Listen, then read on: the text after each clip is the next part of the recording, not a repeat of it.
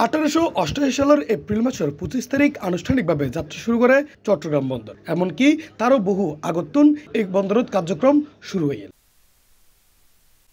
আজকে 2025 সালের এপ্রিল 24 তারিখ চট্টগ্রাম বন্দরের 138তম বন্দর দিবস উপলক্ষে প্রিন্ট, ইলেকট্রনিক ও অনলাইন মিডিয়ার প্রতিনিধির লয় মত বিনিময় সভা করছি চট্টগ্রাম বন্দর কর্তৃপক্ষ। শহীদ মোহাম্মদ ফজলুর রহমান মুন্সি অডিটোরিয়াম রুমত আয়োজিত উক্ত মতবিনিময় সভা চট্টগ্রাম বন্দরের chairman rear admiral SM Moniruzzaman হয় কক্সবাজারের মাতারবাড়ি গভীর সমুদ্র বন্দর গিরিয়ে দেশত ভারতের সম্ভাবনা সৃষ্টি হয়। এছাড়াও আরও নানা তথ্য জানাই তে। এবং এই প্রতিষ্ঠান দীর্ঘ 138 বছর ধরে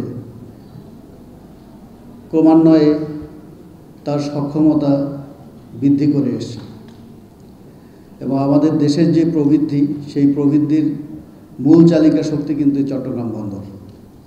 এখন এক্সপোর্ট ইম্পোর্টের যেই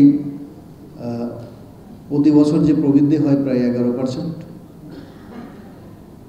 এবং সেইটার জন্য আমাদের ভবিষ্যতে বিশেষ করে 2035-এ 7 মিলিয়ন টিউসের উপরে আমাদের কন্টেনার হ্যান্ডেল করতে হবে।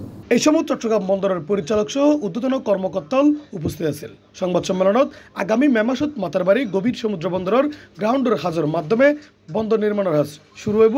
আগামী 2029 সালত গভীর সমুদ্র বন্দরের অপারেশনের হাজও শুরু হইব বলে জানাই তে। এছাড়াও আগামী নভেম্বরত চট্টগ্রাম বন্দরের বে টার্মিনালের হাজ শুরু হইব। ইতিমধ্যে বে টার্মিনাল চ্যানেলের ব্যাকওয়াটার নির্মাণের ক্ষেত্রে বিশ্বব্যাংকের লয় চুক্তিও স্বাক্ষর হইব বলে জানাই।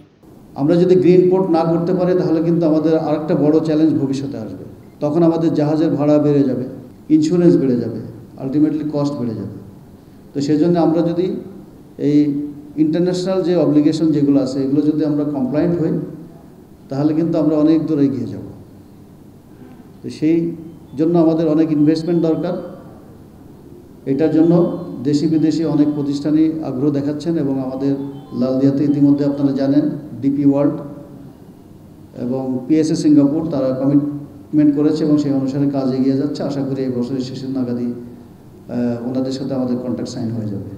চট্টগ্রাম বন্দর বর্তমানে 3.5 মিলিয়ন TEUs কন্টেইনার হ্যান্ডেলিং গড়লেও নতুন টার্মিনাল তৈরি সহ নানা অবকাঠামো নির্মাণের কারণে বন্দরের হ্যান্ডেলিং ক্ষমতা আরও বাড়বে।